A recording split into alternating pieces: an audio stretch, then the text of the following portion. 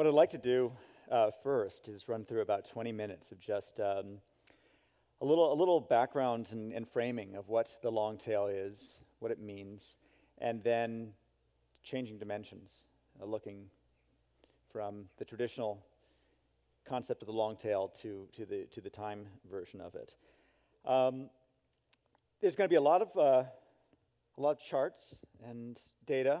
You don't have to pay attention to it. It's illustrative. The book, the research, the article, and most of my thinking about this is all driven by numbers. We're very fortunate to live in a moment where the economics of the 21st century lie in the server databases of Google and Yahoo and Netflix and Amazon. And if you only look, you can see extraordinary things. And surprisingly few people are looking, and I've been fortunate enough to have their cooperation, and you'll see some of that.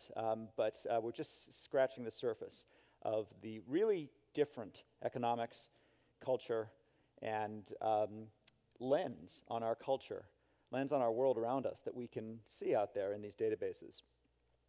It starts with numbers, and this is the sort of the shape of our age, I believe. It's called a power law. You may know it also as a Pareto. Vilfred Pareto was the Italian economist who observed that 20% of the Italian population had 80% of the land, leading to the 80-20 rule, the notion that a small number of things have a large impact. Low frequency, high amplitude events. Earthquakes are distributed in power laws. A small number of big earthquakes and a large number of small ones. Populations, cities are distributed in power laws. A small number of very big cities and a large number of small ones. The shape is kind of a 1 over x. It's an exponential. It's the simplest possible curve, and yet it turns out to be absolutely ubiquitous in human affairs, economies, and nature itself. If you plot a power law linearly, it looks like that, with a small number of things on the left, high impacts, and a large number of things on the right. It happens to go on forever. I've cut it off. I've truncated it at a random number. If you plot it log-log, which is to say that each axis now goes in factors of 10, you should get a straight line. Sometimes the slope of the line doesn't matter. It depends on the market. It depends on the circumstances. It depends on the units you're using, but it should be a straight line. Unless it's not. This is U.S. box office over a 3-year period. The box office gross is on the left, exponential in a log scale, and the ranking of the films. The number 1 film, which did several $100 million, all the way down to about 1,500 films. Something happens right, I don't know whether you can see this little line, but something happens right there. And what happens right there is really interesting because it sort of tells you everything you need to know about the distortions of the last century in our economy and culture. What happens right there is not that the films got worse. They didn't switch into foreign languages. They didn't stop making films. What happened is they ran out of screens. The carrying capacity of the American theatrical network, mostly the big screen megaplexes, is about 120 films a year. However, the number of films shown in film festivals is closer to 13,000. The vast majority of films never make it to the megaplex. They never get out there. There are not enough screens to show all the films. And so as a result, you end up with this distortion. You end up with the marketplace apparently falling off the cliff. Not because people didn't want those films, not because they didn't exist, not because the films weren't good, but because of a scarcity effect, a bottleneck in distribution. And so in a sense, everything we think about, to the extent that we thought that Hollywood represented American taste, to the extent that we thought that hits were were what our society, collective society wanted, it turns out that in fact hits are what the distribution channel wanted. It only had so much shelf space. And so too for channels of television, for radio channels, for retail shelf space. Every one of these traditional ways of distributing content, where I started my research, has a scarcity effect. And every one of those scarcity effects, every one of those bottlenecks ends up distorting the market and by extension, distorting our culture. In a sense, it looks like this. There is the same power law, and yet it just gets hacked off, truncated. But now we're entering an era where you have distribution methods that don't have scarcity functions, or at least they're pushed much further down. The internet has infinite channels and infinite screens and infinite shelf space. And so what you realize is when you go back to that line, you realize this pink bit right here is the latent market that we were missing before because we couldn't reach those products, because we couldn't connect supply and demand. And that right there is the market we're just now starting to explore, and it turns out to be remarkably large.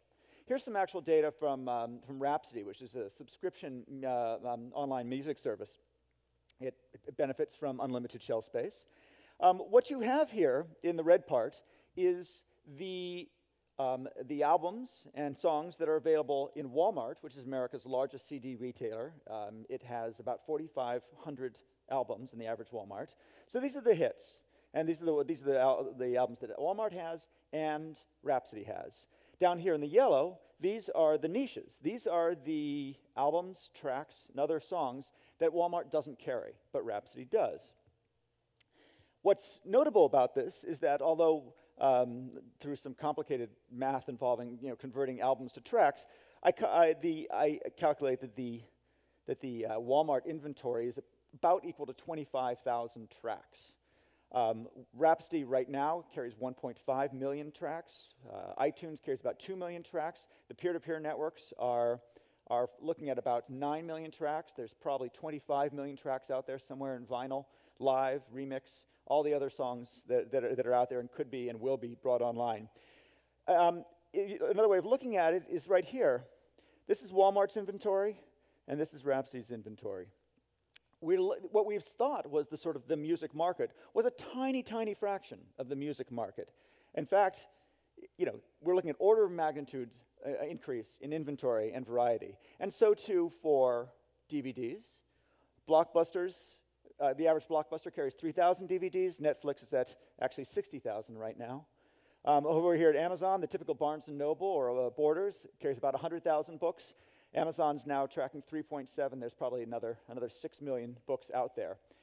Bring in the network-to-use book stores, which are now sort of seamlessly integrated into these online marketplaces, and you could be looking at maybe as many as 10 million books in various languages. Extraordinary increase in variety. And what you find is that although we'd assumed, the retail channels had assumed that those niche low sellers were insignificant, sub-economic, just not worth carrying. In fact, when you add them all up, those onesies and twosies are starting to amount to significant markets. In music, they are closing in on half the market, is now stuff not sold in Walmart. At Netflix, about a quarter of the market, a quarter of their rentals are things that aren't available in a Blockbuster. At Amazon, it's also about a quarter of the books now sold on Amazon are books that aren't available on a Barnes & Noble or a Borders. All those numbers are growing. It looks like we're trending to an era where about half the market is sold through traditional retail channels, and the other half of the market is only available through these sort of abundant, unlimited channels, such as with online in particular, but also things like the U.S. Mail, another powerful network, as Netflix revealed. So let's talk about the time aspect of that. And there I've been talking about sort of mainstream and niche. So Blockbuster, Tower Records, Walmart, Borders, they tend to carry the hits. When shelf space runs at, the cost of a shelf space for one DVD is $22 a year in Blockbuster. You need a lot of turns. It needs to rent quite often to pay back its shelf space. So they have to carry the most popular items. So that's the way I initially looked at the long tail. Hits to the left, niches to the right. But there's another way to look at it. When you think about it, over time, even hits become small sellers. Even hits,